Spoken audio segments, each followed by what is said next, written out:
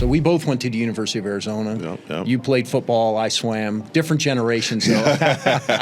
So I was swimming open water, but anywhere but 15 to 50 miles is that. You know, my longest is 36. Cold called SEAL Team 4, believe it or not. And then they put me through their courses and then had me develop a number of classes for them. And how long have you been doing that? So 30 years this last December. I teach the SEALs this stuff. Let's just make sure what I'm teaching them really works. Correct. So I was like, this is a good time to check it out, okay? You know, I made it through that swim, and I was only like 12 miles in to a 26-mile swim when I was done. I know what it felt like to be the guy on Mount Everest who knew he wasn't getting back. Wow. That could still talk but not move. Yeah. You know, and I cried, I'll tell you, man. I mean, it was like I felt my spirit leaving the last mile. So, but what that has done, I wouldn't take $1 million to go through that again. You know, I have a tremendous amount of respect for you, Jeff. Same to you, brother. You know, it's like I don't probably show it all the time because I know it's a long time between times that we like connect. But man, I have so much respect for you. You're one of the smartest people I know. You know, I think what you do is such a thankless thing with helping with the Navy SEALs, all the other philanthropic things that you do. You've always been a stand-up guy with integrity. I mean, you like the model American citizen, you know, and I appreciate that, man. And that's why we go back a ways. Yeah, a long time ago. Back when I was a cop and I was skinny and no facial hair. That's right. But yeah, let's start from there. You know, you have an organization. I spoke at it. It was the Freedom Expo. Right, was Freedom the Expo. Event. One of my nonprofit, Heirs of the Republic, ran. Heirs of the Republic. That's right. And so I want to talk a little bit about, you know, just your heart, and we talk about your experience training Navy SEALs. Yeah. Which is incredible. Like I tell you, every time I see you and I'm like, this guy is the baddest guy on earth. But you're unassuming in some ways. I just had, this ages me, but my 30th year reunion swim with some of the guys who were in my first class in December of '94. So some of those guys are in their 70s. So we didn't make it too long. It was a 2-miler, but we had fun out there in October. But it's an honor. But I'm you know, I don't look at myself as on their level. I just have one skill that I've been able to help them out with. So my swimming background and stuff. So we both went to the University of Arizona. Yep. You played football, I swam. Different generations, though. You know. So I was there a few years before you, but got out of swimming and got into some open water professional marathon swimming. So I was swimming open water, but anywhere but 15 to 50 miles is that. You know, my longest is 36. Whoa. But then I was teaching triathlon clinics around the country. Had some SEALs come to some of those and asked them if what I was teaching would be beneficial. They said, probably so, you know, but we don't do freestyle. We do this stuff. Yeah. And then reached out, cold called SEAL Team 4, believe it or not. I think you've heard that story. Yeah, you got to tell that. Okay. Tell me the full story with your wife involved. Yeah, because this is a good lesson for the young men that are watching, right, and the women who are watching. Right. Because in the I think it was early in '94, I was teaching a clinic in San Diego, a triathlon clinic. Had a couple of BUDS instructors, SEAL BUDS instructors that were there trying to get, you know, just some insights of how to teach some of the BUDS students going through training that want to become SEALs. And at the end of that, I talked to them, hey, you know, and they said, yes, this be good, but they didn't have any power of authority to say, hey, come teach our group or whatever. So on the way back to Tucson, you know, I said to my wife, you know, look, you know, she didn't want me to go military. Her dad was a Marine. Her dad actually was at the end of World War II. Dick Jaffe was his name. John Glenn was his captain in China as they repatriated the Japanese. Wow. And then her dad was in Korea. He was actually at the Chosin Reservoir when the Chinese came in. So his Marine company went in with 120 men and walked out with 18. So this guy had seen combat, you know, just an amazing guy. And but anyway, she was married to me, and I kind of wanted to go military, but she didn't want that lifestyle, you know. And I think it's a great lifestyle, but if I wanted to marry her, which I did, and so I wanted to find a way to give back somehow, or find a way to associate with men I really respected and looked up to. And I have a little one skill, you know, and that's knowing how to swim. Yeah. So I'm like the little drummer boy playing the drums. I don't have anything else to give. But on the way home to Tucson from San Diego, she says, "Why don't you call an 800 number, you know, and see if the SEALs have a 1-800 number?" And I just looked at her like, that is the stupidest thing I have ever heard. Now, this is before cell phones, right? Yeah. This is in '94. So we got home to our little apartment. She called up, you know, 1-800-555-1212. I don't know if you're old enough to remember that. But then she put me on the phone, and I said, "Look, you know, I'm sorry for bugging you, but my wife thinks maybe one of the SEAL teams has an 800 number, you know." And the lady goes, "Hold on, let me check real quick." And she looked up and she goes, "I have a SEAL Team 4 that has an 800 number." And I go, "You got to be kidding me." You know? And later I found out they had that 1-800 number, and this is a smart commander. Mm-hmm. Again, this is pre-cell phone. But if any of the sailors or the SEALs or support personnel got in trouble in town or drank a little too much and needed help, they could call the quarterdeck. They could just look up the 800 number, call the quarterdeck, and get some help. But I took advantage, you know, because nobody else but my wife would have thought of calling an 800 number. And so I called that 800 number, and, you know, Kirk Herrick, so Master of Arms Kirk Herrick, answered the phone.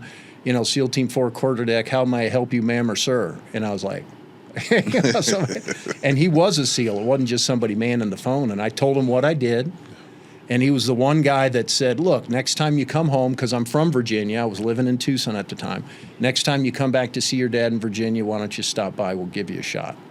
And I was just like, "What? Did I hear that right?"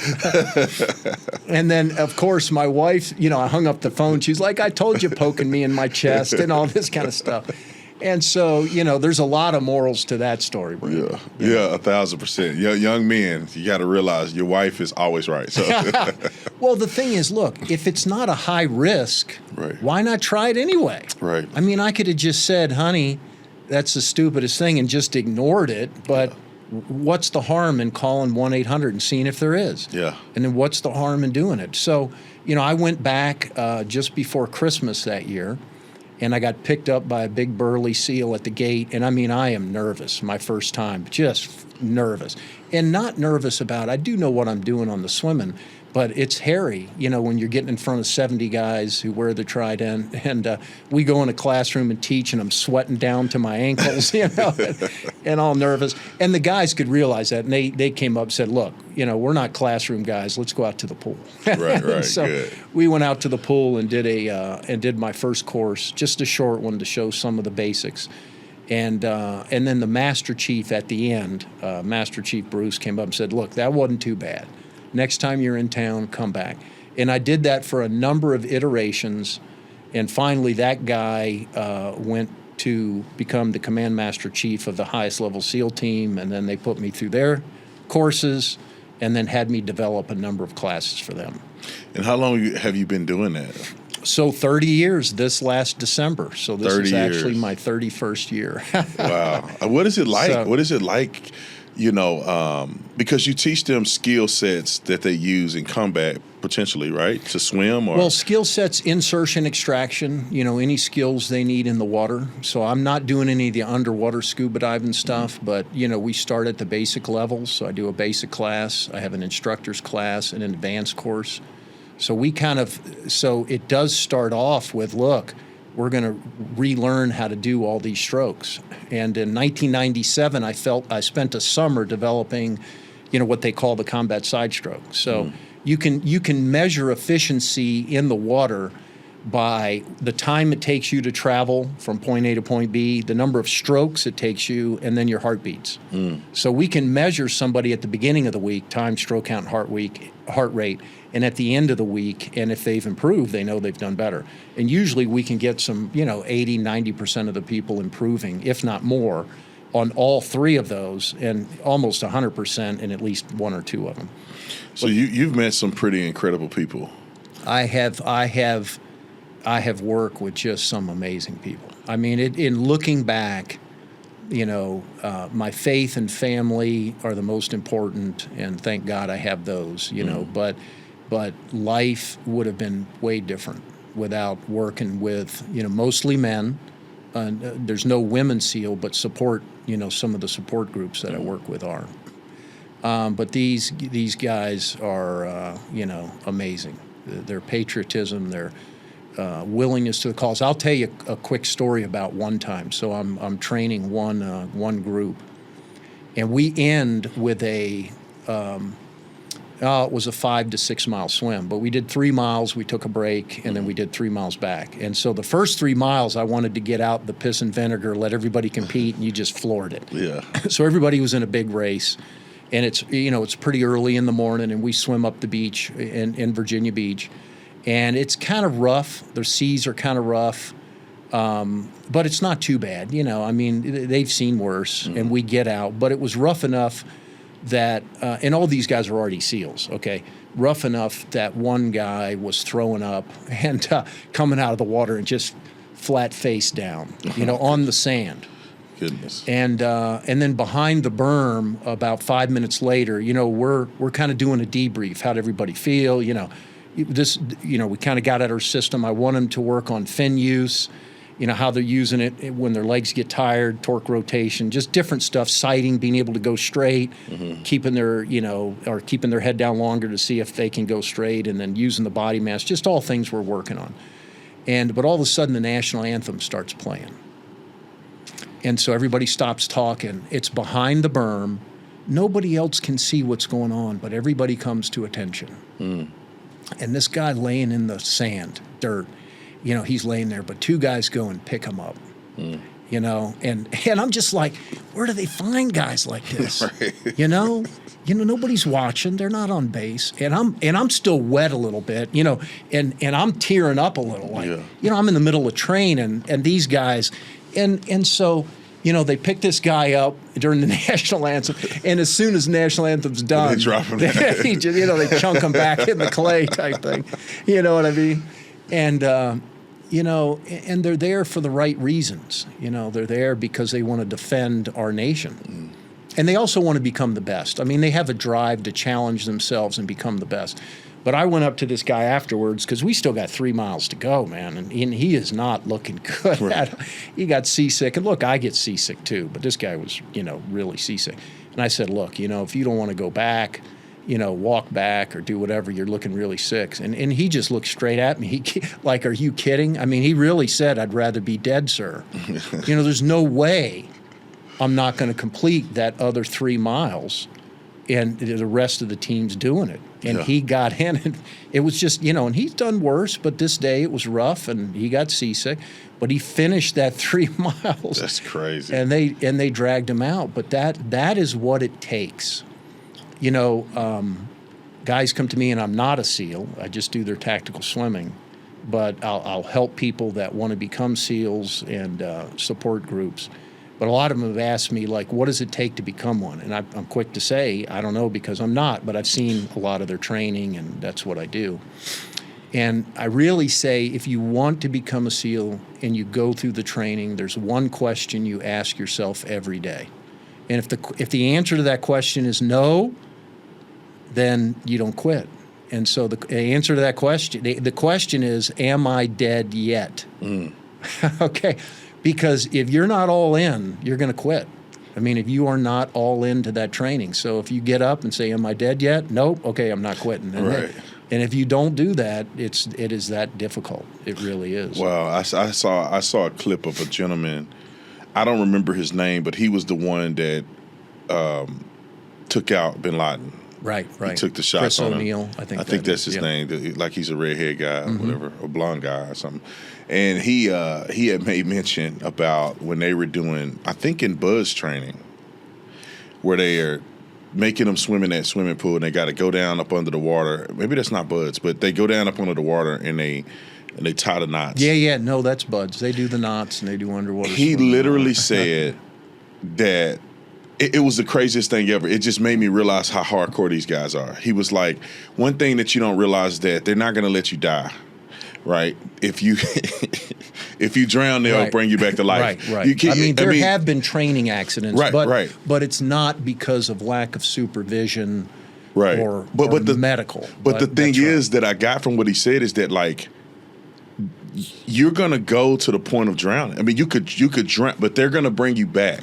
Like, they're not gonna not allow you to drown. Yeah. They're gonna do their best to not allow you to drown. Absolutely. But absolutely. Drowning is a thing that could happen to you, and they'll revive you back. You know what I'm saying? Like, potentially. So when he said that, it just made me feel like these guys are so hardcore. I mean, just imagine training and knowing that, like, I'm not going to stop, and if I drown, I just drown. They'll bring me back to life. Yeah, if you pass out underwater, they're going to pull you up. They're going to pull you up. Now, hopefully, they don't want that to happen, but on the 50-meter underwater swims, people swimming underwater, it happens. So they have to have their rescue swimmers ready to go.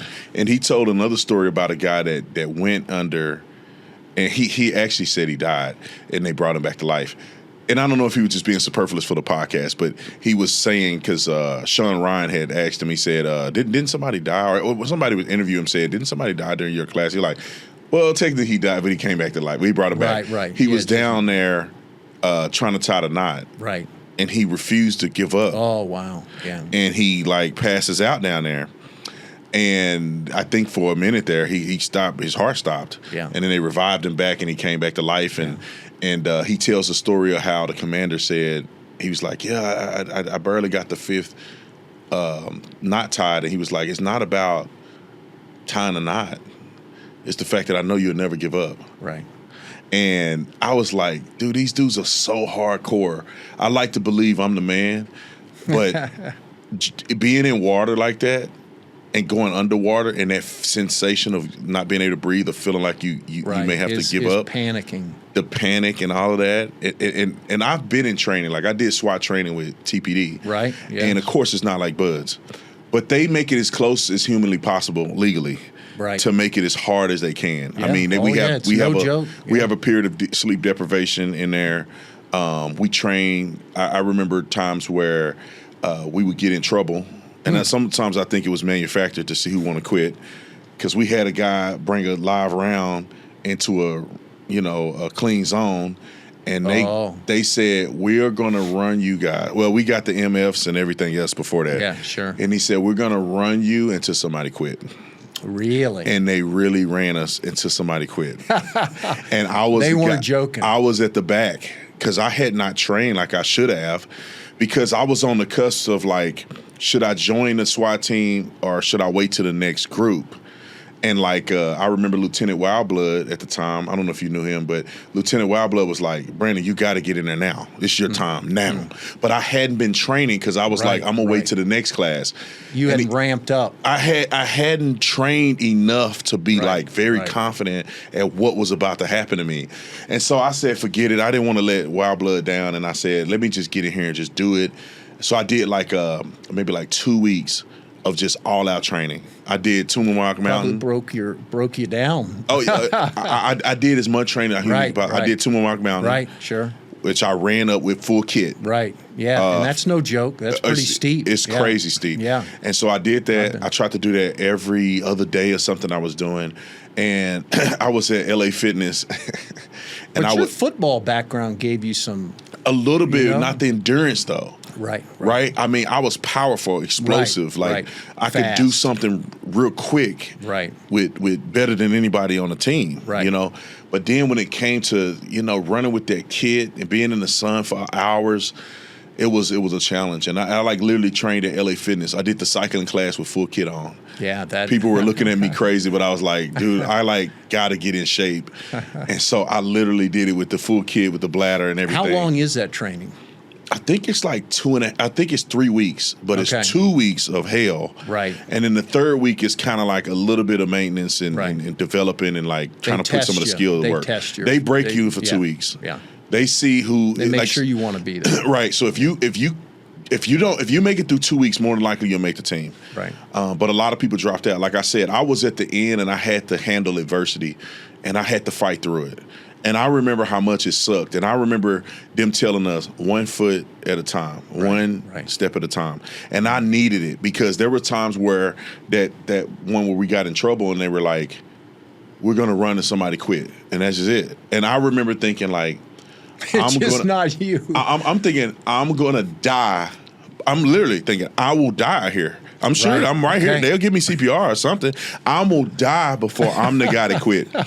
And that's the attitude you needed to have. I mean, that's just in me, man. I'm like, no way would I quit and embarrass my family. I got my name, my reputation on the line. I'm this football player. I'm gonna die if I'm gonna just die here. And the guy behind me, I was second to last at one point. And then as we got through it, man, I just hit another gear. I was just like, F this. I'm like, I remember screaming and I ran. And with the, I had my gun and everything. I ran. I finished like 5th out of 30 some people. Oh wow! Okay, I ran all the way to the front. I rallied, man. Okay, that's a good lesson in mental. That zone, I was feeling like quitting and giving up, and I was like, I'll die. And I said, no, F that. I'm finna go hard as I can. I'm just gonna.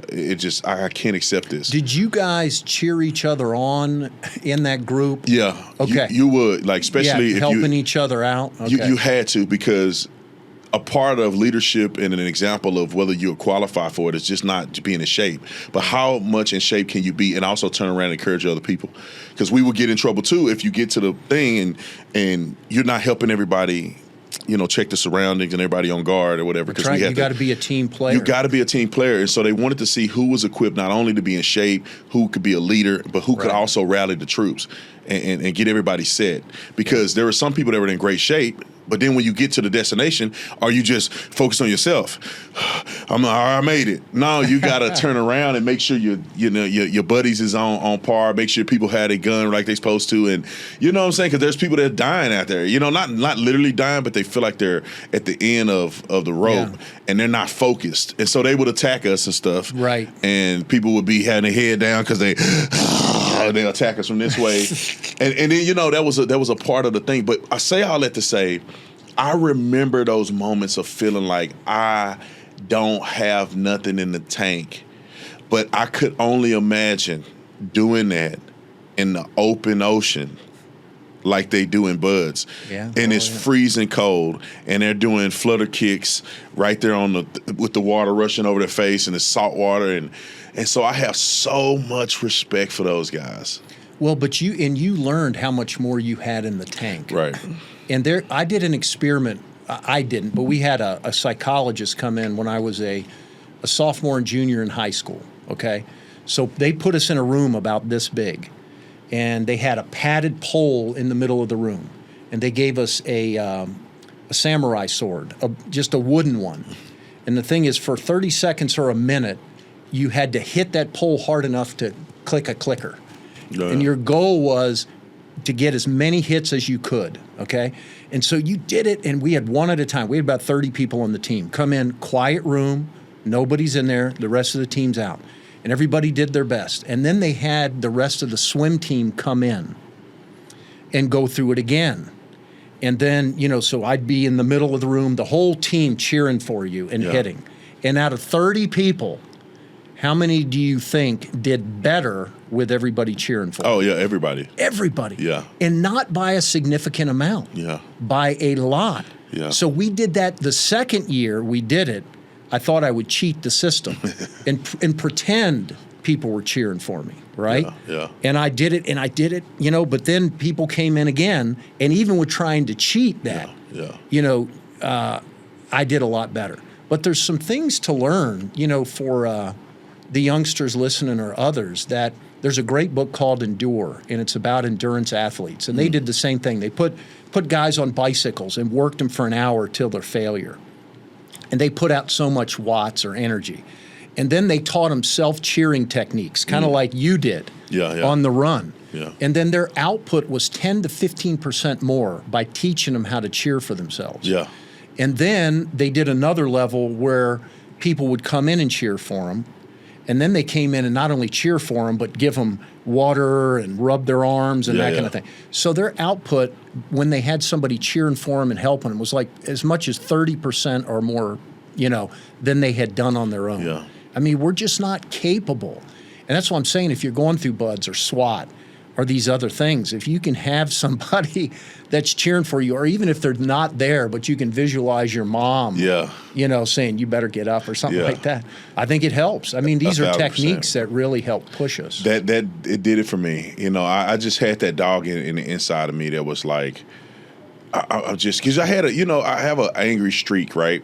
Sometimes I could get angry. Yeah. But channeling that to being productive, that's what happened to me. At the end, I got mad. I was like, and I just ran with the thing. And then, they gave me a lot of props. They were like, that's what I'm talking about. Look at Tatum. And that's what it was, man. But the support, like you said, Jeff, is a big thing, man.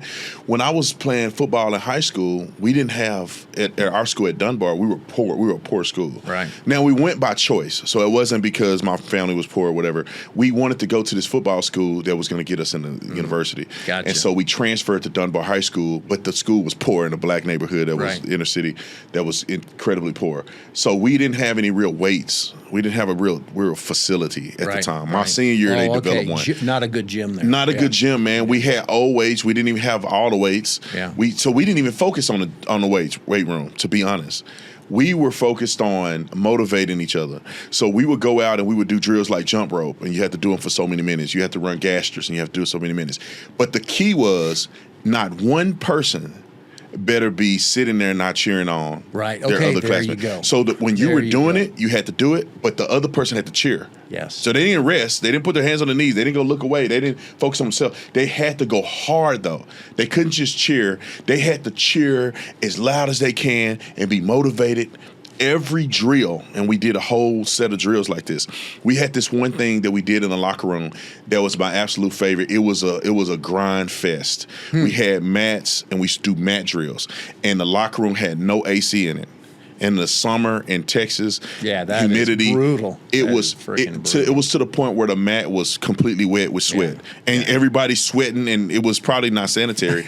But it was the locker room was so small. It was like 40, 50 guys in there, and everybody's just screaming at the top of their lungs, "Go, go, go!" You had to roll this way, roll this way, roll this way, go out. And then, the rookies or the young guys like me, it was like all the older guys were just pushing us. Yeah, you're like, what did I get myself into? I mean, we were just all in, man. Yeah. And that made a difference more so than this coordinated workout routine. It was about heart. Right. And so when we got in the game, we played with heart. We outplayed people with just heart. Yes. They had bigger people. We had more skilled people, but they had bigger people. They had better coaching or whatever. But we had a heart that nobody else could match. But that's enough of my story. I want to talk. But that reminds me though. I think it's especially this day and age. We want to do hard things. Yeah. Because that background, I think, helps you do hard things now. Right. If you're experienced doing hard things. I mean, in college, I had Dick Jokums as a coach, who is renowned in the swimming world as being like the Bobby Knight of swimming. But honestly, he'd make Bobby Knight look like little Lord Fauntleroy. Really? Oh yeah. Oh, I mean, Dick Jokums. I mean, you have books written about him. When he was getting older and a little more pacifist. But this guy was a tough dude. Yeah. But because of that, getting into open water marathon swimming and then getting into training SEALs, because look, if you're going to play with the big dogs, there's times you're going to get bit. Right. I mean, I think the only reason that I've had this gig for so long is I don't pretend to be master outside of where I have mastery. Right. Swimming, I am not. I'm the learner. I'm the student if we're going out shooting, wrestling, knife fighting, doing anything else that they do, I'm the student, just in this one little area. But even in that one little area for years, you'd have like SEALs. Hey, I'm already a SEAL. Why do I need to know how to swim? Well, there's things that even guys at this level don't know that they don't know. Right. So it's important to do hard things, to become an expert on these things. But I'll give you a quick example in working with the SEAL teams. This was in the late 90s, before 9/11 happened. We were doing some night insertion extraction drills in Virginia Beach in December. So the water is not warm, okay? It's cold. And so I'm supposed to meet everybody there at midnight. My good friend John was supposed to bring my wetsuit. And, have you heard you tell this story? Yeah. I know it's going to go bad. Well, yeah. And so I show up at midnight, and it's cold. December's cold, and I've got a coat on and all this. I'm like, hey, John, you got my wetsuit? He's like, you didn't bring your wetsuit? I said, man, come on. Okay? We fitted them out in the locker room. Everybody, and he's like, I didn't bring your wetsuit. I'm like, oh, man. And then it was like, okay, it's not going to be too bad because I'll ride out in the boats, keep my clothes on, and then I got my little Speedo on underneath. All I'll have to do is swim in, with the team and just do what they're doing. It's not going to be a big deal. We're in and out of there in an hour or so. And he's like, did you sign the waiver? If you want to ride out in the boats, you got to sign the waiver. I'm like, come on, what waiver? And he's like, everybody here's in the military. You're not. So you can't ride in the boats. And I was like, come on. So obviously something's up here. So they're like, okay, swim on out.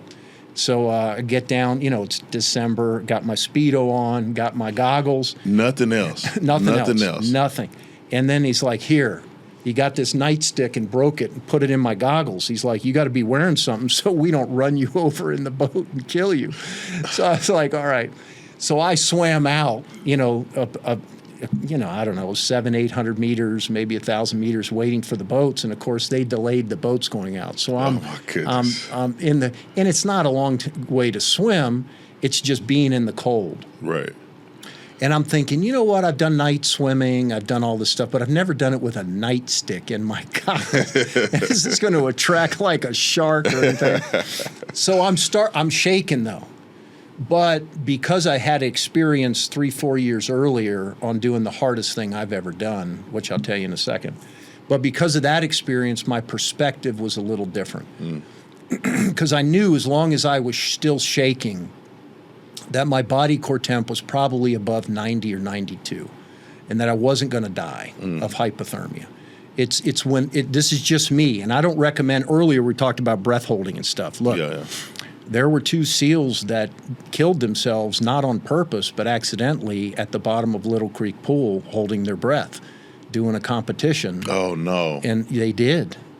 And this is a lesson. They got back from a free dive class down in the Caribbean. And, that's how disciplined, some of these guys can be, but that's not good. Right. And so you always need to have people watching you and stuff. And so telling these stories, I don't want some people to go out try to and breath hold all on their own and stuff. Yeah. There's techniques to it. You have to be very smart about it. Right. So you want to err on the side of safety there. And the same thing with hypothermia and stuff. You err on the side of safety. But I was still shaking, and I knew I'd be okay. But I did not have any fish come in, but I had a bird dive bomb me twice. And people can say, no way, no. Yes, I'm telling you firsthand. The first time I heard that bird coming, I heard the flaps, and just something come right over my head. And I was like, what in the world is flying at about 2 in the morning now in the middle of the ocean? And it came again, and I went under. Yeah. But anyway, eventually we swam out, and it took forever to get that done. But I was shaken. But I had that perspective of, hey, this isn't that bad, because I'd done a 26-mile swim a few years earlier around Atlantic City, Abdicated Island. It was the World Championships that year. And 7 miles into the swim, I accidentally, so in order to get around Atlantic City fast enough, you have to get through the first 9 miles before the current takes you out. Because if you can't get there fast enough, you're never getting around the island. Oh, my goodness. So you can't, the rules are, you can't have a wetsuit. You have a goggle, hat, cap, suit. Everybody's got a boat. And so I'm doing pretty good the first 7 miles, but to stay in the race, you've got to eat and drink, because it's a 10-hour swim, 7 to 10 hours depending on the current. That's crazy.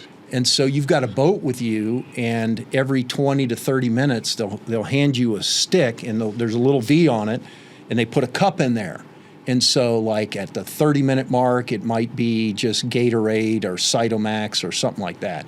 And so this stop was a Gatorade or Cytomax stop, and I rolled on my back, and they handed it to me, and it's getting wavy. And right when I was trying to do it, a wave came over and I drank about 7-8 ounces of salt water. Oh, okay, no. and the water's really cold, and you can't wear a wetsuit. So, I don't, you drink salt water, you're eventually going to start throwing up. You start throwing up, you lose your body core temperature. Right. And so 15 minutes later, started throwing up. Then I started cramping. So first the calves went, then the hams, then the quads, then the lats, then the biceps, triceps, fingers. Oh, no. Okay. And at this point, I'm slowing down enough that the currents are converging.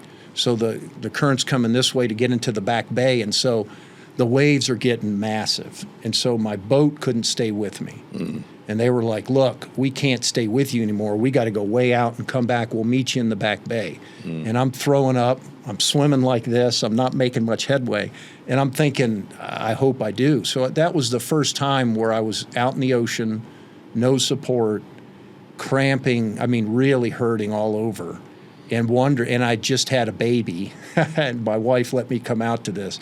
Like, man, if I die, she's going to kill me, And so the next three miles or so till I could get through the current to the back bay were very difficult. Mm.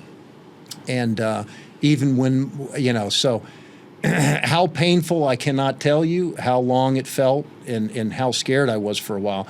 But I did decide, look, I teach the SEALs this stuff. Let's just make sure what I'm teaching them really works. Right. So I was like, this is a good time to check it out, okay? And I teach be the bob. So you ever fish with a red and white bob in the lake? Wow. So if the bob is sitting there, it's not putting out any energy. But if a boat comes by and just smashes it, it's still not putting out any energy. Mm. So we shouldn't be that affected even if we are in really rough seas. Mm. So I kept my head down. I kept my lungs, air in my lungs. And as long as I could get my hands out, even though my fingers were curled like this, I was trying to stretch them out. As long as I get my hands in front of my head, let the arms drop and rotate, I should make progress. And I did. I made it through that swim, and I was only like 12 miles in to a 26-mile swim when I was done. Just That's completely crazy. Finished. And but I decided beforehand I'd stay in as long as I didn't forget my phone number. Mm. So I kept repeating that. But anyway, by the end of the swim, I had to be dragged out. I did finish it. I was hours later. I was the last person to finish it. Oh, I was the only American male to finish it that year. I think I was the only American. It was a world champ. But dragged me out. Body core temp was 86. They called a code. I was aware of the whole thing.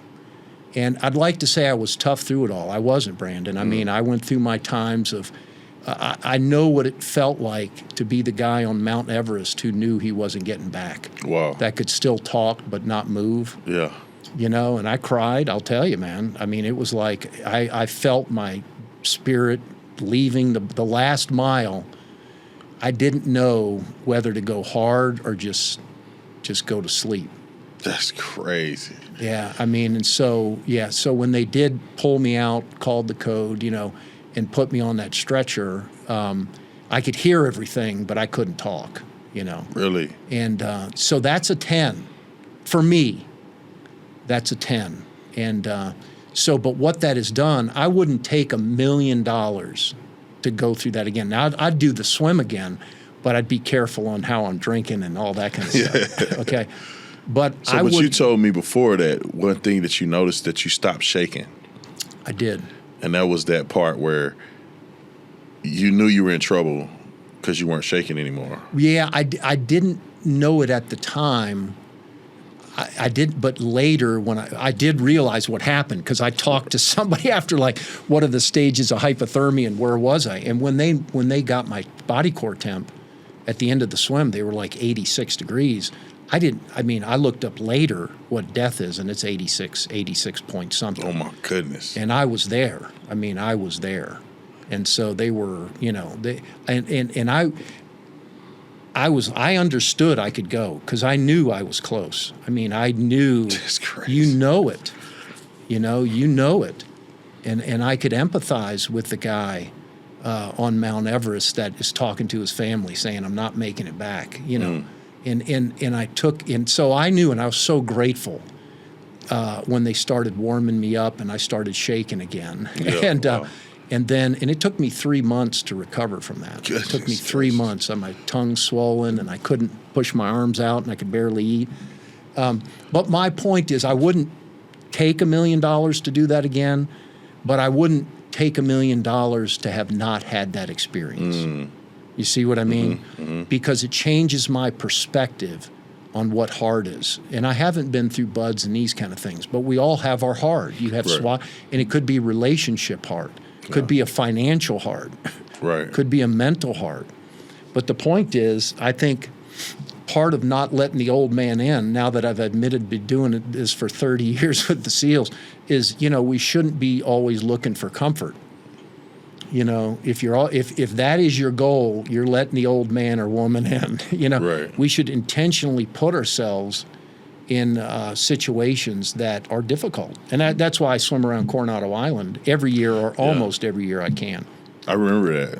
And you were out on one of those. Yeah. I was on the boat. I wasn't in the water. I said, "There's sharks out there?" Oh yeah. I was gonna hang out with everybody because it was a fundraiser that you did. It was for the SEAL Veterans Foundation. But that gives us good perspective on why to do hard things. So that's when I was out with the Navy boys on that night. It was like, this sucks, but look, I've had worse. Right. I've had a lot worse. Right. And that kind of puts things into perspective like that. Yeah, I love that. I want to talk a little bit about, you have this desire to, and I think it's a desire shared, but I feel like you have the intellect, experience, training to a certain degree to actually make this a reality, and that is helping America get back to its core values. What was the intent of the founding fathers? How are we constitutionally sound today? Most Americans, including myself, and I'm not gonna lie about it and act like I know everything, but including myself, a lot of Americans don't understand American history the way we should. Therefore, we're subject to repeat things that are failing and also allow people to do things that are unconstitutional because we don't know the Constitution. Yes. And so, your strive and mission, and you do this already to some capacity, is kind of teaching and reestablishing what the American founders meant by some of the things that they said. What does it mean to be an American? Right. What made America great to begin with? These are all things that are really important. I teach at the Leadership and Freedom Center in Gettysburg. So I have 2 books in my library, Swimming and American History. Okay? And the reason I'm so passionate about it is I was raised in Chesterfield County, Virginia, south of Richmond in the early 70s. Okay, we didn't play Cowboys and Indians like Texans or Arizona. We played Rebels against the Yankees. And in the early to mid 70s, even up until late 70s, look, the kids in kindergarten, if you picked a side, you'd want to be on the Rebel Gray, But then my mom and dad are both Pennsylvanians. My mom's from Gettysburg. We'd go up there to play, in Little Round Top or Devil's Den, or Pickett's Charge in Gettysburg. And my cousins would say, it's a good thing we beat you Rebels back then, And I'd said, and even at literally 4, 5, 6, 7 years old, I was like, why are these 2 stories? And so I had my mom read me the West Point story when I was 6 or 7. And by the time I was 15, I was reading an hour a day on American history because I wanted to find out what caused the American Civil War. What was it that brought us? What was the divisiveness that really came to us that we were willing to kill each other over? Because that's a serious business. Yeah, a lot of killing. A lot of people died. And, we kind of gloss over that these days. But I think it loses a great deal of our history. So when we're at Gettysburg and I'm teaching, and I teach a lot of different governmental people and military and these groups. It's something I love to do. I mean, if you want leadership lessons, Gettysburg has a lot of them. Wow.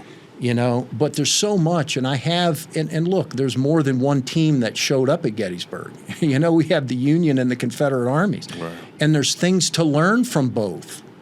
And it doesn't mean you have to like one or the other. But as we start to throw parts of American history out, we lose what makes us who we are. And there's a reason one of the greatest American historians, David McCullough, said that our greatest our greatest national treasure is our shared history.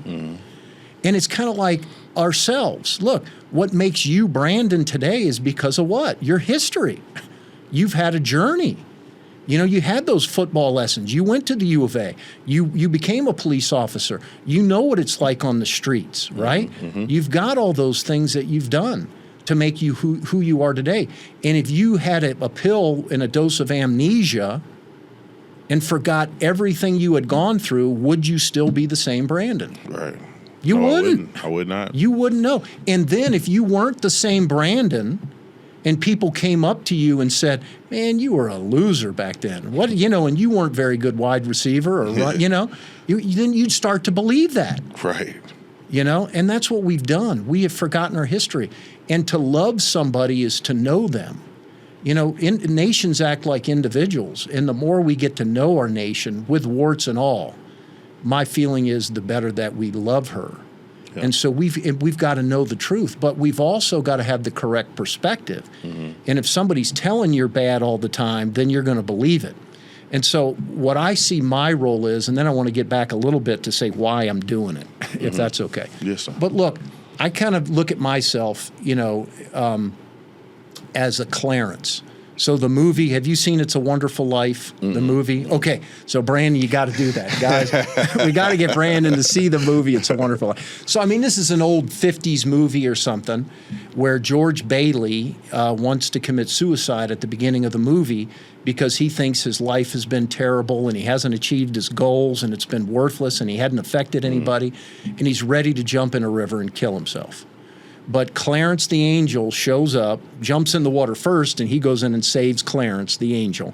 But Clarence's whole duty during that movie is to change George Bailey's perspective to one that is more accurate. And it doesn't mean George led a perfect life and all this, but he gets to see what would the town of Bedford Falls be like without George Bailey. And at the end of the movie, instead of being suicidal, George Bailey is the happiest man in the world. And nothing's changed. Right. Except what? His perspective. And our perspective on America is skewed because we don't teach what Paul Harvey used to say, the rest of the story. So if you remember, Paul Harvey used to be at the end of 60 Minutes, something like that. And he would give a lesson and then it'd go to commercial. And he got you thinking one way, but then he'd tell you the rest of the story. And at the end of that, it's like, it was nothing. I was totally fooled. Right, right. And so we need Clarences, we need Paul Harveys to tell the rest of the story because we have so many things that teach partial truths but not the rest of the story that confuse people. And we can go over that all day. You know, the 1619 Project, saying that America was founded as a slaveocracy. That is a falsehood, you know, and I can prove it's a falsehood. But what that does, if you really believe that, and it's taught in some of our K through 12, you know, public schools, if you really believe that, then you would be akin to saying, then why would we want to defend America? Right. Why would I want to join the military? Why would I stand for the Pledge of Allegiance? Why would I sing or the national anthem? Why would I love America? And the point is, it's because the people who are teaching it are either ignorant or willfully wanting to tear up America for their own personal gain or for reasons I'm not quite sure about. But my journey into trying to figure out how the Civil War started really started with a journey. I mean, started with my journey to understand America, started with trying to figure out what started the Civil War. But you've got to study the antebellum period in the 1850s, and it takes you all the way back to the founding. And then it takes you back to pre-revolutionary days and what made us Americans, you know? And so I go out and try to preach, you know, what made us great? You know, what are the problems we have to deal with? Are we still Americans today? How do you define an American? And because even many patriots who really want to defend America don't know how to stand up and do it to the level they should be able to. Okay? And real quick, I'll backtrack just a little.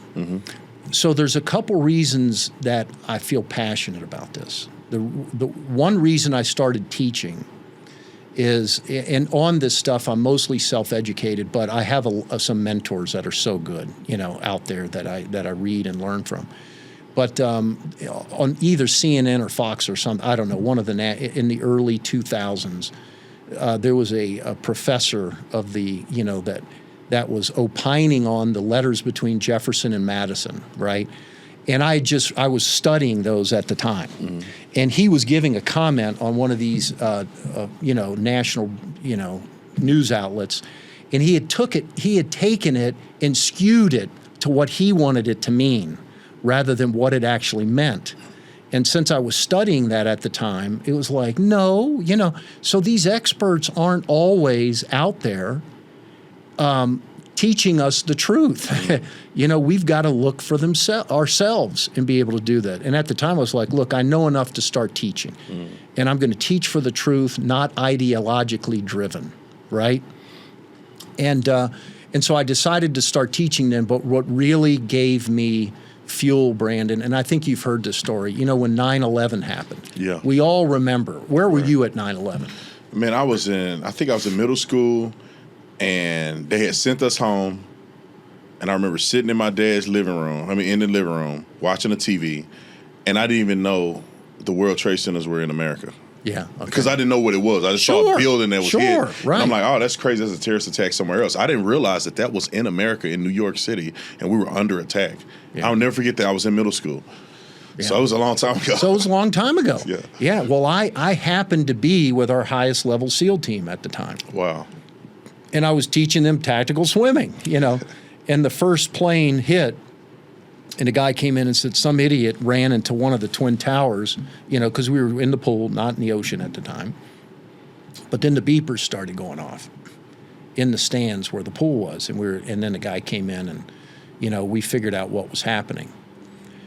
But very quickly, everybody knew that they weren't going to be doing a lot of swimming on where they're going.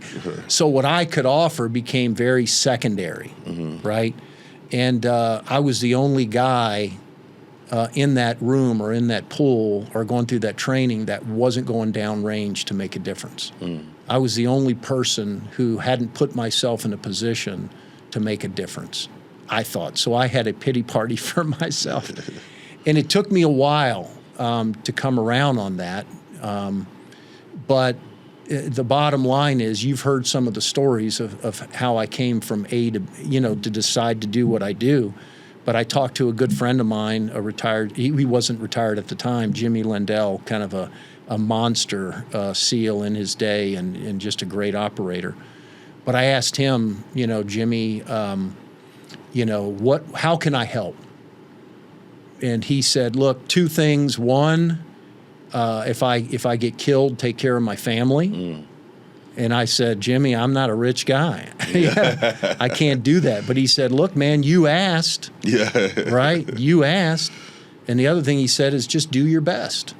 If I'm trying to defend America over in Afghanistan or wherever we're going, and you waste your opportunities here eating Cheetos, watching reruns or whatever you're watching, then that's not very good.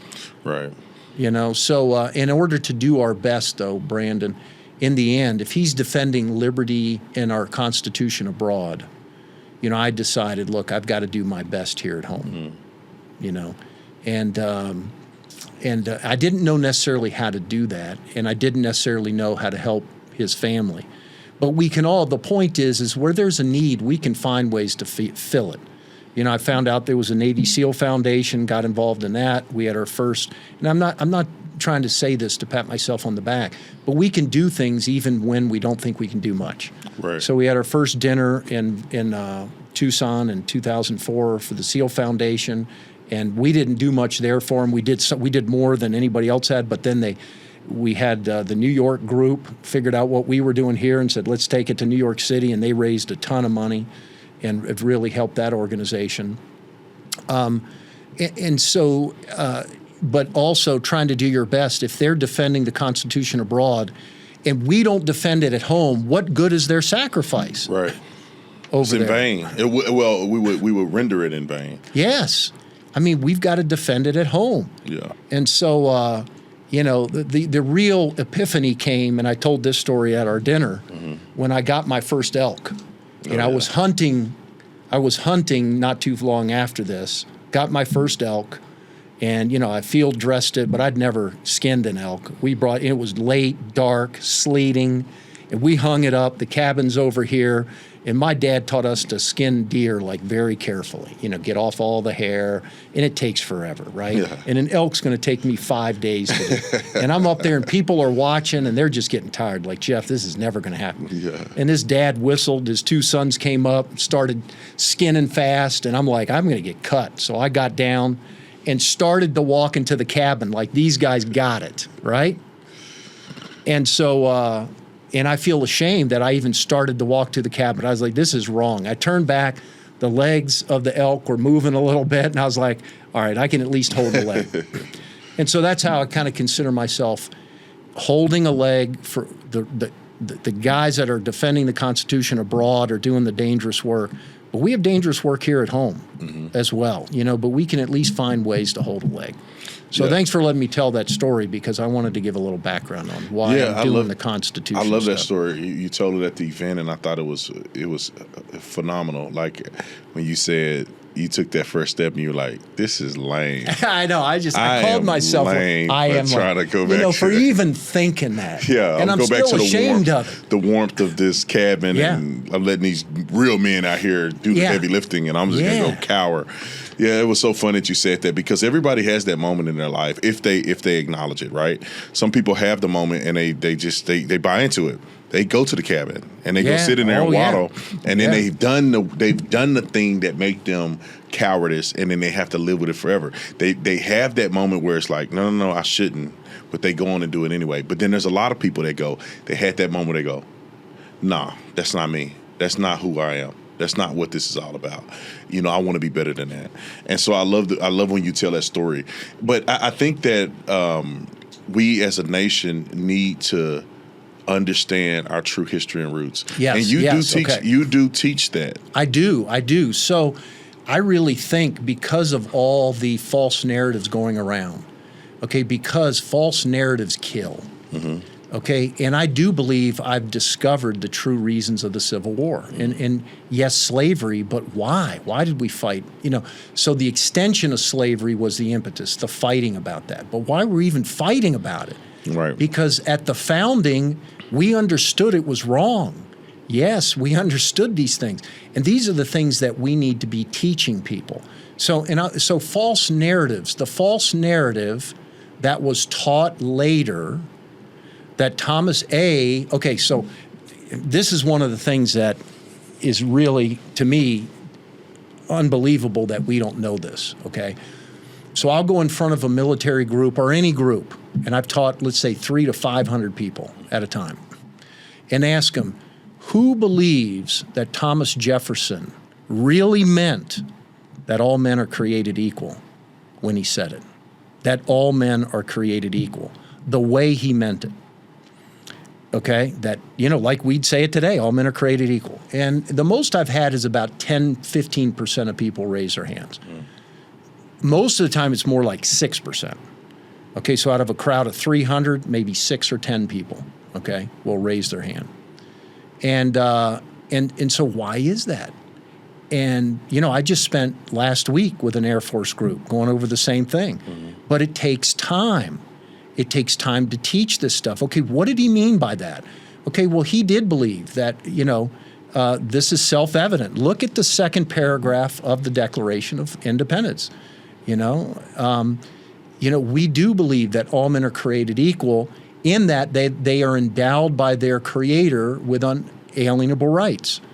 Thomas Jefferson did believe this. I'm writing a whole book on this, but he did believe that we are all created equal in God's eyes, and that we all should be protected in life, liberty, and the pursuit of happiness.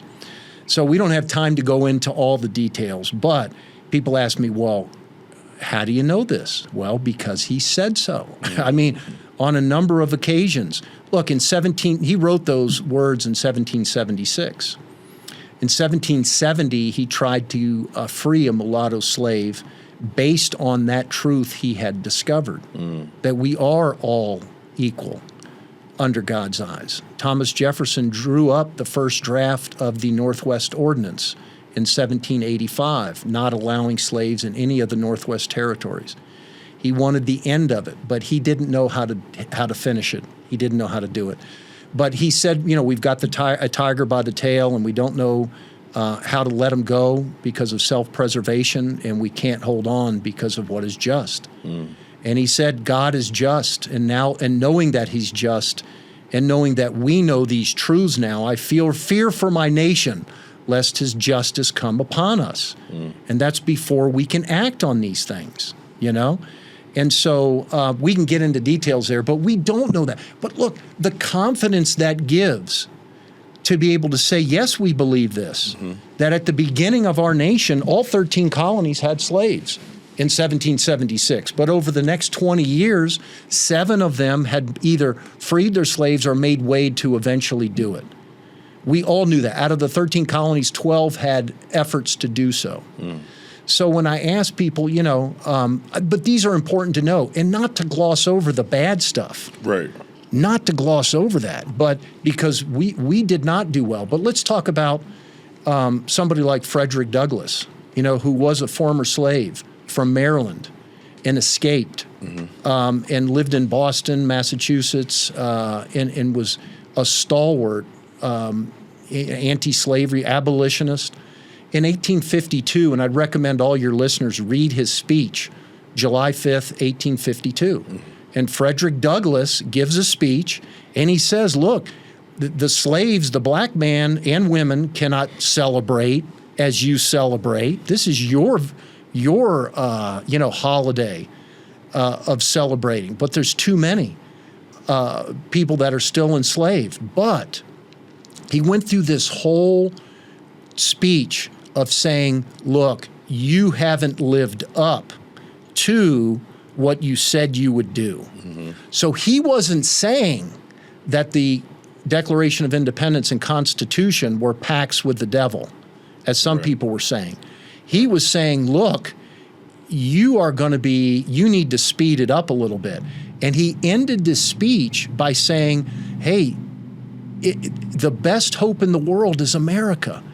So this is 1852. This is when slavery could be considered at its height to power, And even then, a former slave living in his time and day who had a right to think really bad and curse and condemn America said, look, we've made a lot of progress. And because of today and knowledge that we have, you can't stifle the truth.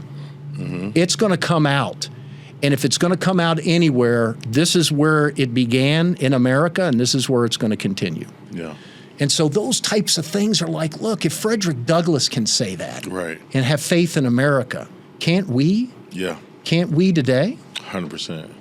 And I want to jump on something else I wanted to talk about, because we went to the University of Arizona together. Yes. To expose this stuff, or at least have a conversation. Not too many years ago. Right. To talk about this DEI stuff. Right. Yeah. And so, what is your perspective? Because you've been teaching, working with people in the military, teaching classes and courses. And, you and I had to go to, and a few others went to the University of Arizona to talk about this very thing. To call them out. Why is it being taught? Nature of DEI. So what's your thoughts on the DEI thing, in the military and athletics? I mean, what are your thoughts on that? Well, look, first of all, America's first kind of unofficial but official motto was E pluribus unum, out of many one. Okay? So how is it diversity congruent with E pluribus unum? Because it was out of many one nation, but it was also out of many one in priorities. And I want to get back to that if that's okay. Yes. One in priorities, one in priorities and priority of principles, and that's liberty or death. One in our ideals and values as contained in the Declaration of Independence, and one in structure, which is the Constitution and way to govern ourselves. So I'm asked people, okay, you say there's strength and diversity, but strength and diversity of what? is there's, one in vision. That's e pluribus unum. We became one people. And at the beginning of our nation, we did believe all that stuff. Yes. And guess what? The people who didn't believe it, they either ran to Canada, went back to London, or fought us in the Civil War and were injured, wounded, or captured. So we had all the horses pulling in the same direction, and you can become a powerful team doing that if you have the same priorities, the same vision, and the same structure, right? And so the DEI stuff, you talk about the way they teach it today is that there's strength in diversity really of immalleable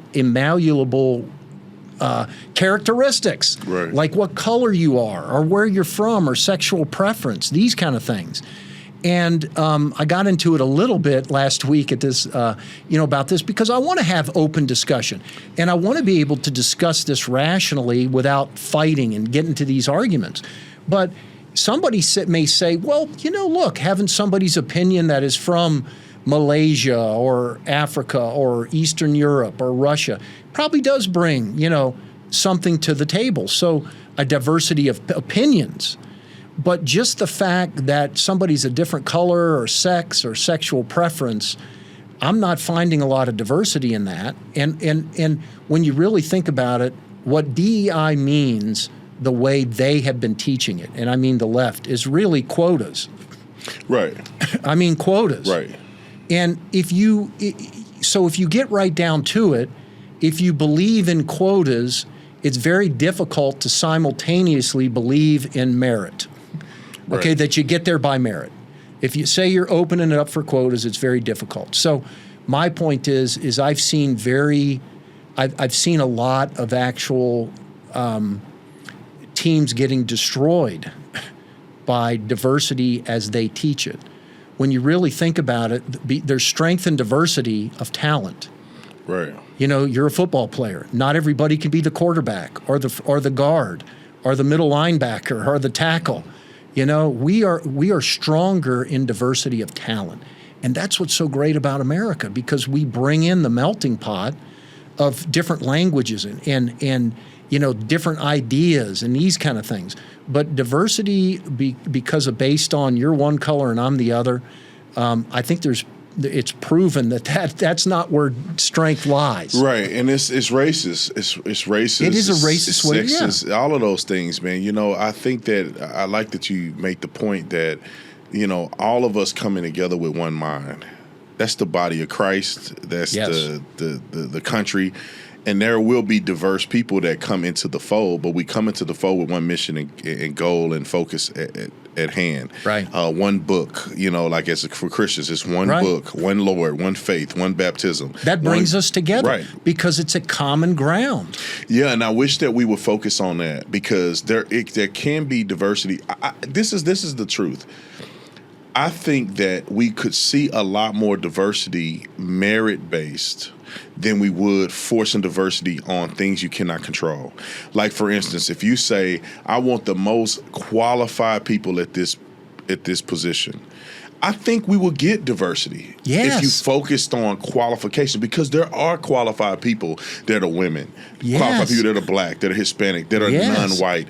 And if you push the qualification, that are also forced at the beginning stages of people's learning, when you get into trade school or you get ready to go to college, it creates this idea that all of us can achieve this goal if we pursue.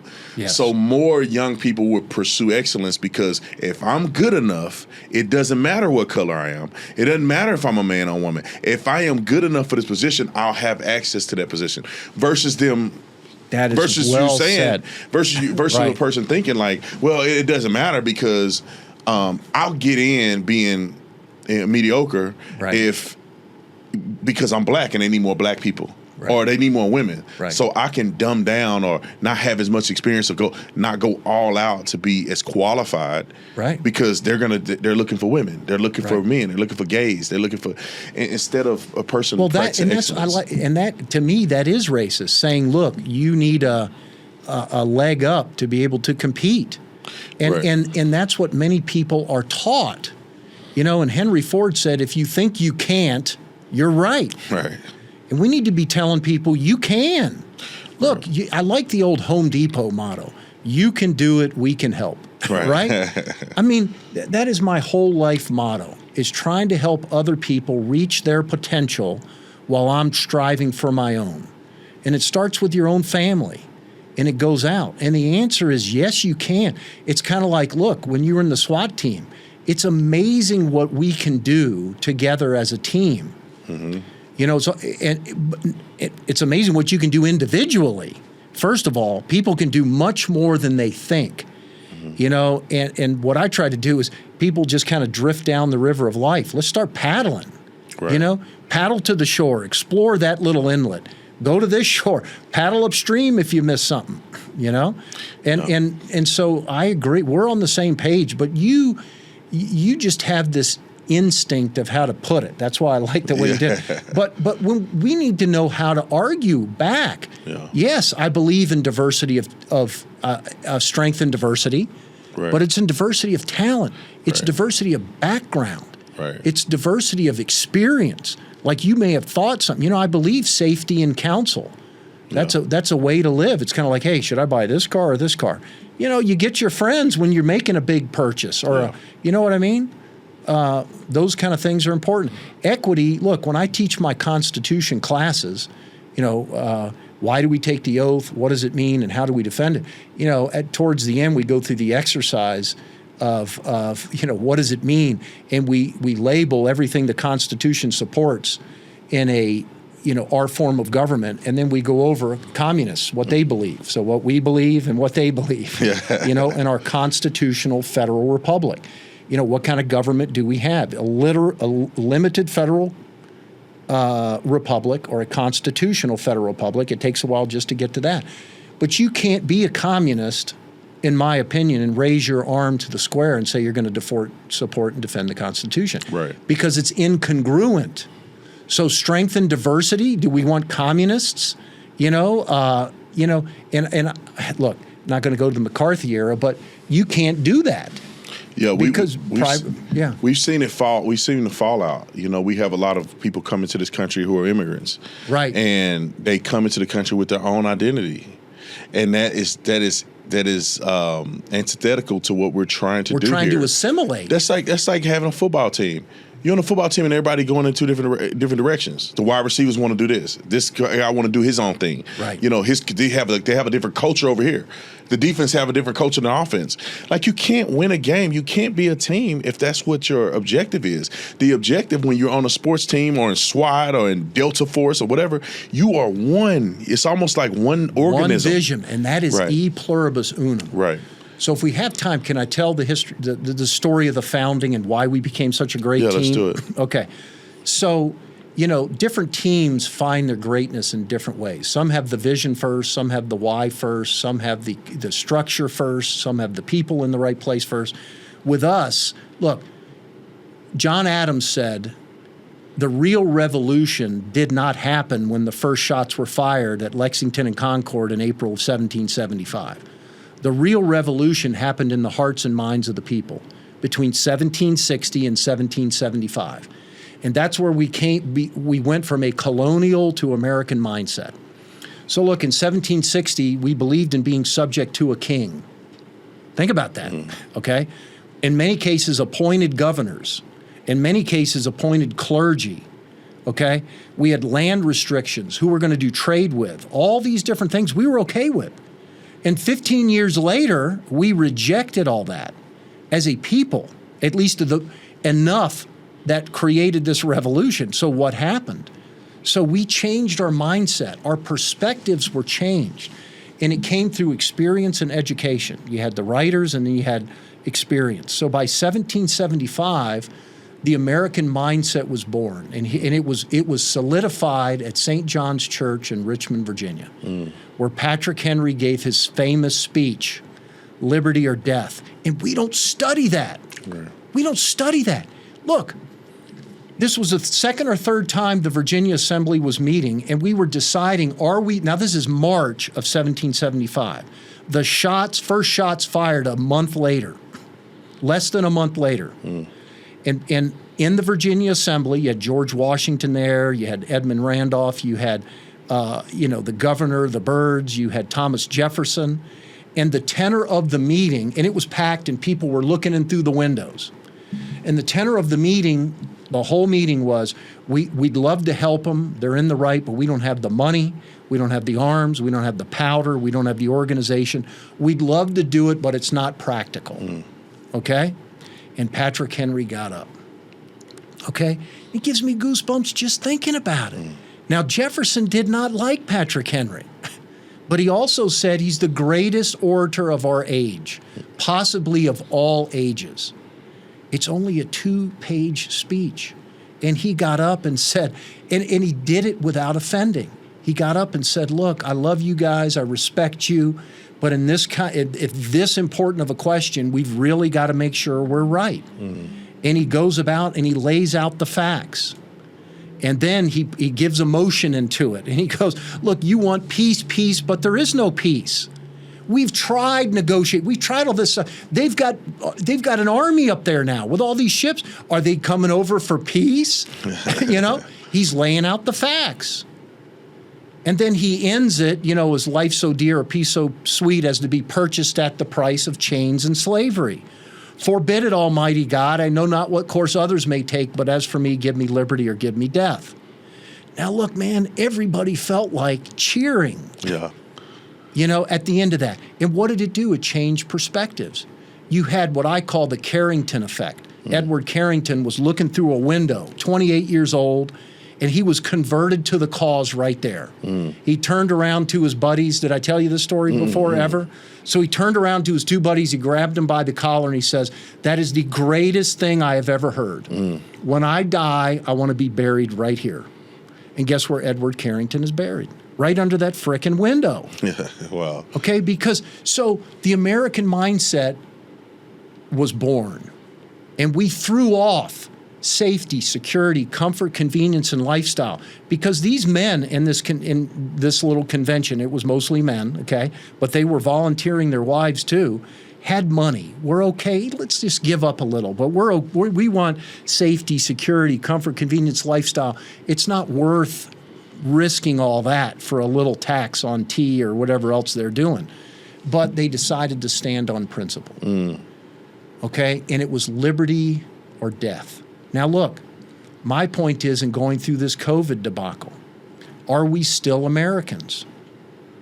Okay? Do we value our liberty more than our safety, security, comfort, convenience, and lifestyle? And we have gone as a nation more back towards, I'm not saying everybody, but we were willing to comply. Okay. We were willing to comply, and we fought a revolutionary war over no taxation without representation. And if any of our governors, and I'm talking on both sides here, understood that the Revolutionary War was fought over not having a unilateral executive mandating coercive acts upon us without our say. And how many of our governors had emergency meetings of the legislature and told our legislators to go out and have town halls and get the feelings of their people? Yeah. After the emergency powers to the governors weren't supposed to last years. Right. That's ridiculous. Right. So we've gone back to a more of a colonial mindset. But look, our priorities, liberty or death. Then we went into the Declaration of Independence. So we had our priority of principles. Declaration of Independence lays out our vision, lays out our why, our ideals. You know, what's so special about America? It's the first time in the world any nation had espoused, we hold these truths to be self-evident, that all men are created equal. First time in the history of the world. First time in the history of the world that they are endowed by certain rights. You think the freest nation on earth was England at the time. Did they believe that all men are created equal? No. Did they believe that God gave us our rights? No, Parliament and the King did. And that's the freest nation on earth. Nobody else was even close. And then it goes on to say, deriving their just powers by the consent of the governed. Did they believe that the powers given the King and Parliament? And did they believe that government is set up to protect those rights? The primary role of government is to protect our rights. It is before even safety. Because what have we learned through sad experience? And look, the founders said this, Benjamin Franklin, John Adams, if you're willing to give up some of your liberties for a pretend safety, you're deserving of neither. Okay? But think about that. It established our values, and then we weren't governing ourselves well, even with our priorities in place and our values and ideals. We needed the Constitution as structure. Okay, those things made us great. If people say, make America great again, and I want to compare this to your football team analogy, we need to have the same priorities again. We need to adopt what used to be known as the American Creed or American Scripture, which is in the Declaration of Independence. Do we still believe, right? And then we have to, think about supporting and defending the Constitution, because Lincoln told us the Declaration is not for the Constitution. The Constitution was created to protect what we hold dear in the Declaration of Independence. So take that back. What makes a great football team? Okay, think about, these are 5 things I wanted to get through. If we want to make America great again, 5 things. So if you go to play for the Pittsburgh Steelers, I always use them as an example. I don't know why, okay? But they're not my favorite team. Right. But growing up, my generation was Terry Bradshaw, Franco Harris. Yeah. And my favorite team was the Baltimore Colts or the Washington Redskins. So I was back in the day of Johnny Unitas and these guys, okay? Yeah. But so Pittsburgh Steelers were like, they were the dark side, man. They're like, Darth Vader or something like this. But I always respected their fan base. But look, when you get hired on by the Pittsburgh Steelers, what are your priorities all of a sudden? Yeah. Even if you got a family, you got to show up to practice. You're going to, you can't say, oh man, it's on Thanksgiving, I can't play. Wrong, okay? Your career may be short. Am I wrong? No, you're right. You're right. Okay. And then you've got your vision. So that's the priority of principles which made America great. It helps the Pittsburgh Steelers. Then you've got your ideals, values, and vision. So if you're in the Pittsburgh Steelers, what do you want to do every year? Try to win the championship. Win the championship. That's your vision. Okay? That's established. But then you've got to have some kind of structure, right? So you get hired on, you sign the paperwork. If you've got a problem, you go see X, Y, or Z. You got to be on time at practice, right? You got a complaint. You've got to work within the rules. And if you're not part of the team and you go outside the rules, there is some consequence. Right. Right? That's our Constitution. And then we need the right people in the right places. George Washington was the singular person they trusted to become the first executive. We need the right justices in the Supreme Court. We need to elect the right people, right? And you need the right people as quarterback. You got all these things. And then you need to be able to execute. Yeah. Right? And so when we measure teams, think about that. America, make America great again. Okay. Well, let's just not say it. What does that mean? Right. Do we believe liberty or death anymore? I would suggest probably not. Right. At least it's not our highest principle. Right. We've got too comfortable. The luxuries of this life and not having to deal with the struggles that they did in the past, and we get lulled to sleep with entertainment and everything else. We kind of missed the whole boat here. We got screwed over in during 2020. We just gave up all our freedoms. It was a test. We failed. And we as a nation. We failed as a nation miserably. And the problem is, it wasn't just, we had time to turn around. It was like going to the cabin and staying there. We didn't realize we had made a mistake and come back out. Right. Look, freedom is not a spectator sport. But I wonder, Jeff, was it because people are indoctrinated through the education system to dumb down what this stuff really means? So when half of the country was all for it, man. I mean, maybe even more than half. No, it was more than half. Was all for it. Because you were shamed into not being lawful citizen and these kind of things if you weren't. Okay? Yeah. And that worked at first. But look, by June, July of 2020, April, May, June, July, 4 months in, we knew it wasn't killing kids. We knew that. Did we not? Right. We knew it. And still, our leaders in our school boards were more interested in doubling down and not admitting they were wrong.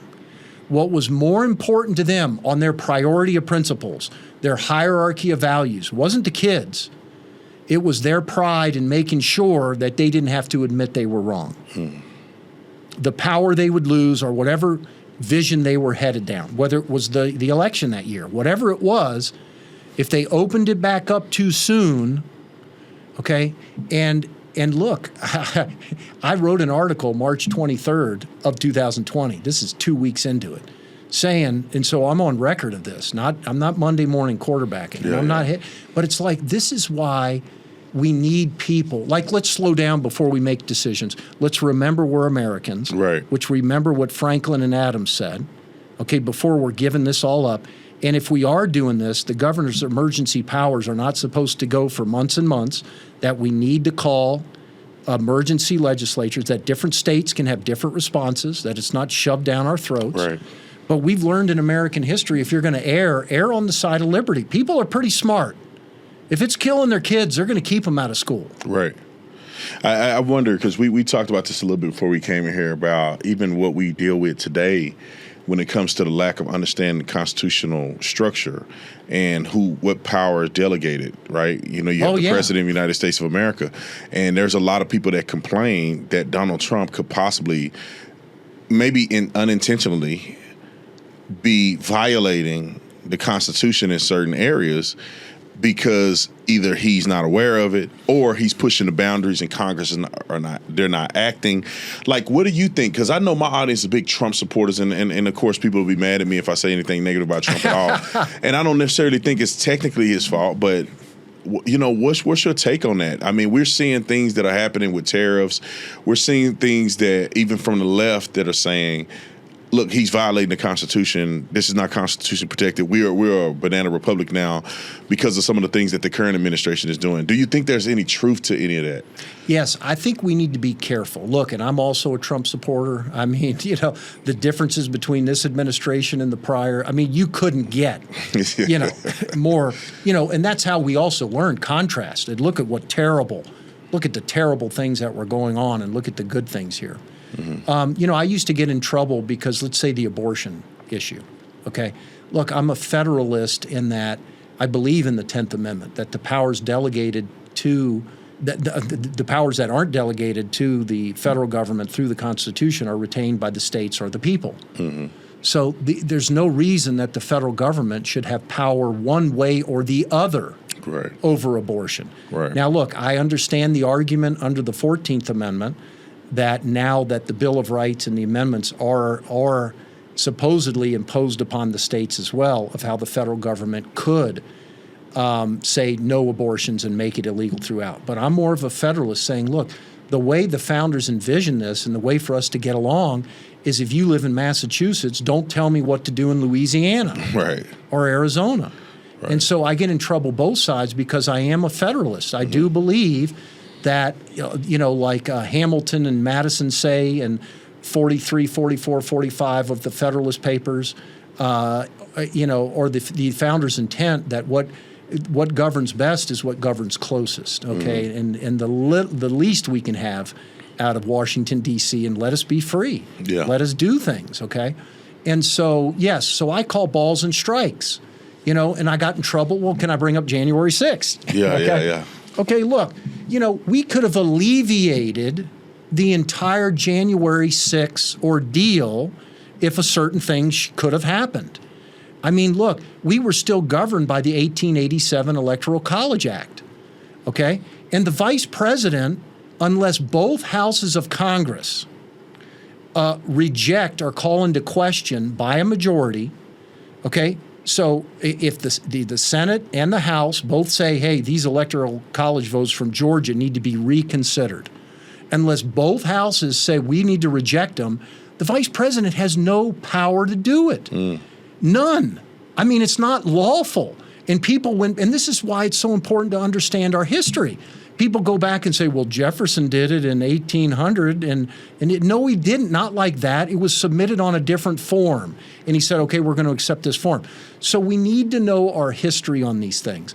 So if Pence or others would have gone out between the election and not given people the understanding of, hey, the vice president has power to reject it if it's been a fraudulent election. That's not what the Electoral College Act says. And I do think there were shenanigans in that. But, look, Lincoln said we're a nation of laws. We have to abide by them, right, even if we don't agree with them. So yeah. if Pence would have been out teaching and educating on all the shows that, look, if I get the upper and lower Congress to agree, then I will sign and send it back. But if I don't get that, then you can't do this. That would have let the air out. Yeah, I agree, because I think what happened was they let everybody believe that it was possible, and then after he rejected it, then everybody lost their mind. Right. And Trump didn't know any better. Right. Trump was being ill-advised by his counselors. He was, because they were saying, hey, he should be able to do this. That was a very far stretch. Well, then Pence didn't wait. Pence waited to the fallout to then come back and say, well, I never could do that. Right. No, and exactly. It was a huge, huge mistake. And Trump was misled. And look, it's all about perspective. So on January 7th, I had a group. They only let us have 50 people. So I had a meeting. And, everybody in there thought I was going to say, hey, you should have done it and all this. No. And 50 people were pissed off at Pence and said he should have done it. And look, I just laid out the history of the Electoral College Act, how we do it, when you can reject, when it has been done. And by the end of the meeting, just that education changed perspectives. But that's the difference between giving. See, and I think the left was just too happy to let that happen. Right. Because the thing is they were able to overblow what had happened. Right. And then say, hey, look, what I told you the whole time is true. Right? Right. And so this is why. So, look, if we don't want the Democrats to have the gun of having a vice president to be able to negate all electoral college votes, then we don't want it ourselves. Right, 1,000%. Okay? And you've got to be careful on that. I mean, look, read Washington's farewell speech. And he talks about in there, just because it's convenient, and he says it much more eloquent than me, and even if it's an emergency, that we better be careful on how we act, because it's by these precedents that nations are dissolved or ruined. And so he and Lincoln basically said the same thing. So we have to obey by the Constitution. So most of what Trump is doing, I think, is within the bounds of the Constitution. I do think he's overstepping, and I get arrows thrown at me over tariffs. Okay, and in some other areas. But look, one can believe that this correction needs to be done. Right. One can believe that we've been screwed for years and years on tariffs, that we've been taken advantage of, and it's not really fair trade. They call it free trade, and that this reset needs to be done. But just read Article 1, Section 8. The power of tariffs and laying on levies and imposts is Congress. Now, look, Congress in the past has given the president, okay, and this goes back years and years, emergency powers to be able to operate within certain bounds. Right. And with certain nations.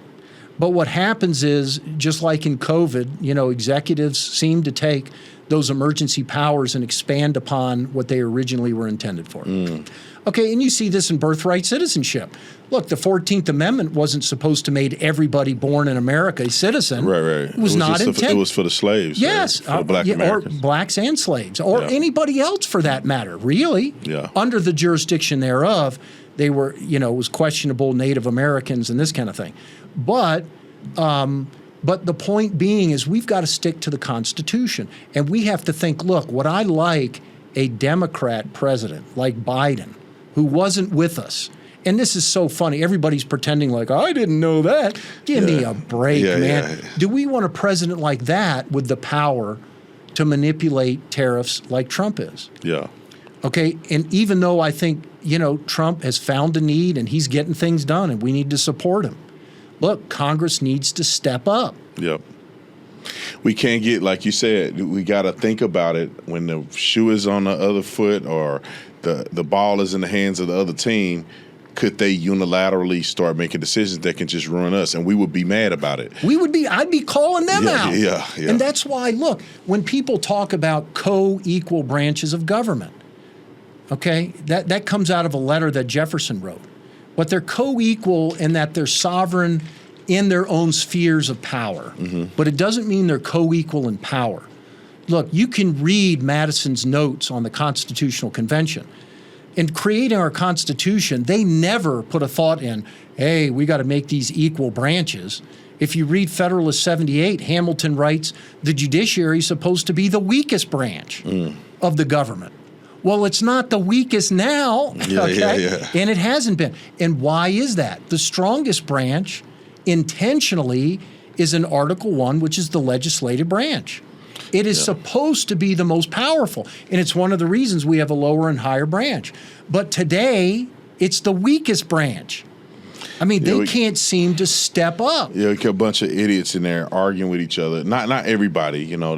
But they don't understand that they're supposed to be leading. The executive is supposed to be executing, right? Right, and the judicial is supposed to be judging. Yes. What Congress is bringing forward, the legislators bringing forward. I don't understand. Well, I do know. It's so much red tape and rigmarole stuff that they're doing in Congress. They can't get anything done. They argue, but they don't know their own power. Right. Let's give an example, okay? So let's say the lower courts right now. I mean, this is where stuff is rubber meets the road today. Because people roll their eyes and say, well, I don't want to know that the Constitution. Okay, first of all, why is it old-fashioned? You don't like freedom of speech or freedom of religion or freedom to petition or splitting up government and these kind of things? But let's take it to today, okay? With these lower courts putting on national injunctions, okay? So if you don't know the Constitution, you start sitting there going, okay, well, maybe the courts do have that power. You know, and who gave them that power? Well, look, man, you read Article 3 of the Constitution. The Constitution only creates one Supreme Court. All the other courts are created by Congress. All their powers and jurisdiction are given by Congress. We do not have to wait for the Supreme Court to rule on, are these national injunctions legal or not? You get the Congress together. If there's and see what happens is you get these old rules and laws that people find ways to get away with things, of these old judges. You can get Congress together and in a day pass a bill that says, look, no lower court, okay, no district court is going to impose national injunctions. One page. Yeah. You can do an injunction within your area, and it has to be taken to the appeals court or higher for it to be a national injunction. And if you think it should be, then you're going to have to fast track it up to the Supreme Court. You know, Congress could pass a law like that, like this. It doesn't have to be a part of any big, huge law. You could do it like that. Guess who also is in control of naturalization and immigration? Congress. Okay? Now, they're fighting the courts over what laws used to mean. And look, giving the legislative branch some credibility, they have tried to act. Like, look, even at Guantanamo Bay, under habeas corpus, remember that argument? You know, even the courts then said an enemy combatant that was had rights of habeas corpus. And people are scratching their head like which means you have to bring that person in front of some type of tribunal to say, is he or she being held under the law? Okay? And so the court said that, and to give credit to the Congress under Bush administration, they came back and said, and passed a law saying, look, if we deem that person an enemy combatant, then they forfeit their rights of habeas corpus. Okay? So they did step up and pass a law. But then the courts came back and said, okay, that's for anybody you catch from now on. But you can't pass an ex post facto law that's retrograde to that. So anybody you have in there, you still need to present. So you have arguments like this right now under due process. What I'm saying is all that stuff has to do with what Trump is fighting with. Do illegal immigrants have the right of due process? Well, we know they don't have to have the same rights as American citizens. Right. But in the 14th and 5th Amendments, it says that people have due process under the law. But maybe that due process is just establishing that they are illegally in the country. Right. And if you establish that, but all I'm saying is Congress needs to step up, because everything Trump is doing that we like could be erased in a second. Yeah. And will be. And we have to keep an eye on what powers he's using, even if we like them, because the ship of state could turn quickly. 100%. And the founders' vision was that we have checks and balances on that. So, one day we have a treaty with the French on climate change, and the next day we don't, which we never did pass through the Senate. So it just switches. So these are some of the things I try to get out there and teach, because, as I said, freedom's not a spectator sport. And if you're going in the cabin, you're not doing your duty. Right. Even if you're just holding a leg, there's work to be done, and it's meaningful.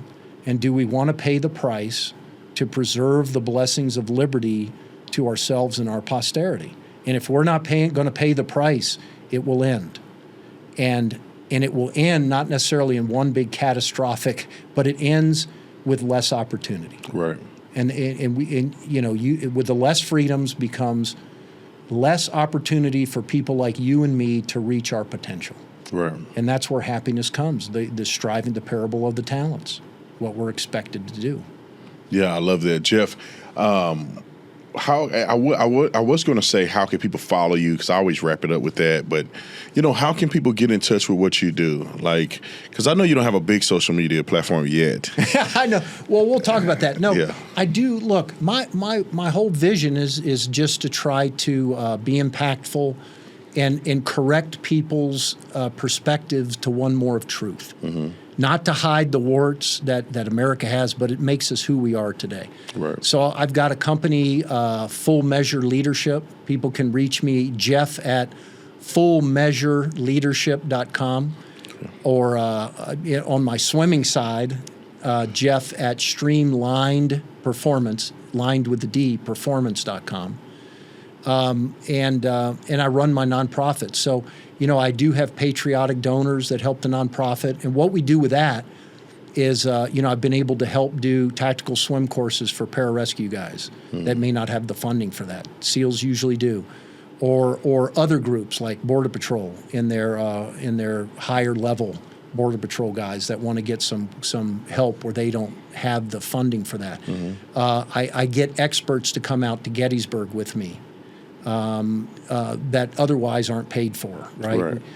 So this Full Measured Leadership company that I just started with a former Command Master Chief of the East Coast SEAL teams, Chris Brunell. So we do, keynotes or on-site leadership development or constitutional oath of office type stuff, or we go back to Gettysburg, which is just hallowed ground. And and I need to have you come back sometime. Yeah, I got to give it a try. It'd be great. And so there's lots of ways that people can help me get the word out, whether it is helping youth groups or you and I going to teach Phoenix Christian or other schools about let's get our perspectives right, or this is how you create better teams. Individual professional development work, on that, how you measure teams, how you get better, individual progress, those types of things.